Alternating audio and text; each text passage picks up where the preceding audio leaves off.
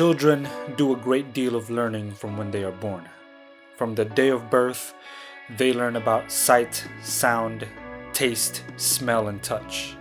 And when they start growing up a little bit, there are also some things that they have to learn principally. For example, the parents would give them a set of rules.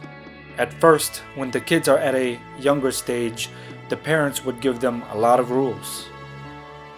Don't do this, or don't do that, or don't kick your brother, or share with other kids. Now, these things we learn at a young age, but a lot of it when we're young, we don't really understand why we do these things, why we don't do this, or why we don't do that, or why we shouldn't kick our brother or sister. And so these things we have to learn at a young age, but at this young age, we don't know why we do it, and we don't know the reason behind it, because we haven't learned the principle yet. And these are all just either actions or negative actions. Don't do this or don't do that, or do this and do that. Now, these set of rules are not meant to strip away our freedom. These set of rules are meant to protect us. For instance, if our parents tell us, don't play with the fire. At first, at a young age, we don't know why we don't play with the fire, but now we know that if we play with the fire, it'll burn us. We have to listen to our parents because they know what's best for us. So if our parents say don't play with the fire, that's not stripping us away from our freedom of playing with the fire, but that's because our parents want to protect us and don't want us to get burned.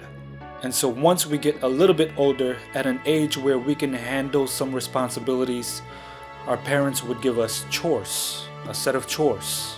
Do the laundry, or wash the dishes, clean the house, so on and so forth.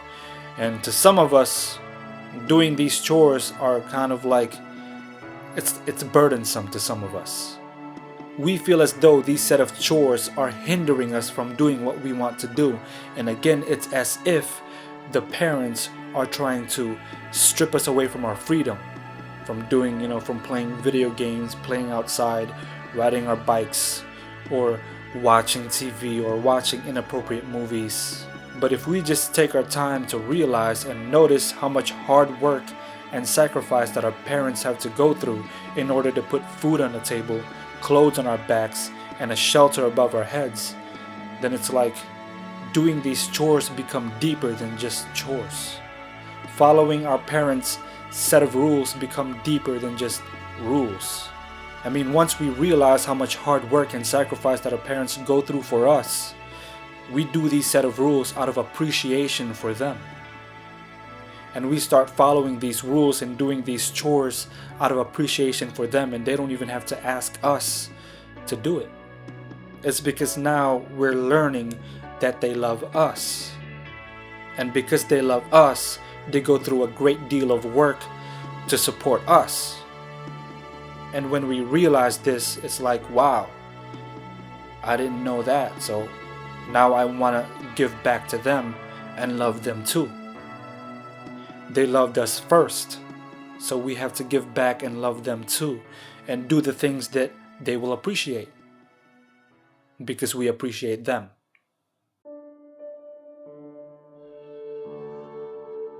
And that's how it is with our walk with God. Some of us Christians think that these set of rules, the 10 Commandments, are some burdensome rules. The 10 Commandments are not burdensome rules. It's there, it's meant to protect us. It's not there to destroy our happiness. I mean, if you think about it, if you lied, would it destroy your happiness? Yes, it would. But if you didn't lie, it would not destroy your happiness. If you murdered, it would probably destroy your happiness and the person who you murdered and their family.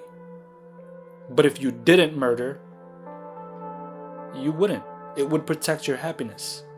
But it's deeper than that. The commandments are there because we need to learn the principles of love. If we love our neighbors, we wouldn't murder, we wouldn't lie, we would honor our parents, we wouldn't covet, so on and so forth. If we love God, we wouldn't have any other gods, we wouldn't use His name in vain, and we would keep the Sabbath. So the 10 Commandments are there to teach us the principles of love. That's the main point.